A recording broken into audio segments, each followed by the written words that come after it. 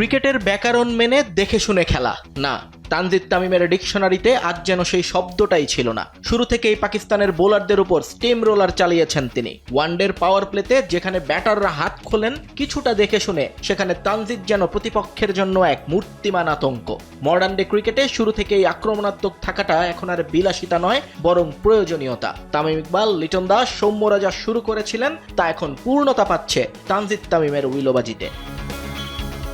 পরিসংখ্যানে চোখ বুলালেও অবাক হতে হবে সবাইকে। মাত্র 481 বল খেলেই বাংলাদেশের হয়ে ওয়ানডে পাওয়ার প্লেতে সর্বোচ্চ 17টা ছক্কা মারার মালিক এখন এই তরুণ তুর্কি। ইনিংস শেষ হতে হতে যে সংখ্যাটা বেড়ে দাঁড়িয়েছে 20টিতে। পেছনে ফেলেছেন তিনি 1500 বল খেলে 16 ছক্কা হাঁকানো লিটন দাস এবং 3000 বল খেলে 15 ছক্কা মারা তামিম ইকবালকে।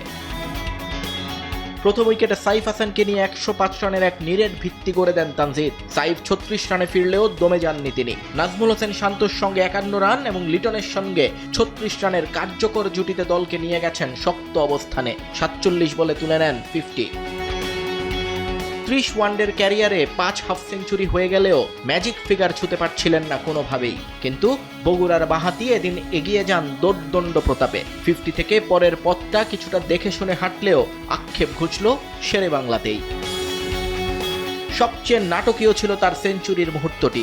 মাইল ফলক থেকে 6 রান দূরে তখন গ্যালারি ভর্তি দর্শক আর কোটি ভক্তের হৃৎপিণ্ড যেন থমকে দাঁড়িয়েছিল। কিন্তু সালমান আলী আগাকে পুড়িয়ে মারলেন ইনিংসের 7ম ছক্কা।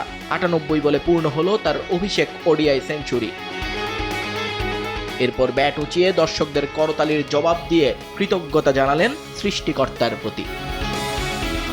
শেষ পর্যন্ত 107 রানে যখন ফিরলেন ততক্ষণে বাংলাদেশ পৌঁছে গেছে চালকের আসনে। 6 বাউন্ডারি আর 7টা গগনচুম্বী ছক্কা সাজানো তামিমের এই ইনিংসটি বাংলাদেশের ক্রিকেট ইতিহাসে পাকিস্তানের বিপক্ষে অন্যতম সেরা উদ্বোধনী ইনিংস হিসেবে লেখা থাকবে অনেক দিন। নিয়ন মোহাইমিন, সময় সংবাদ।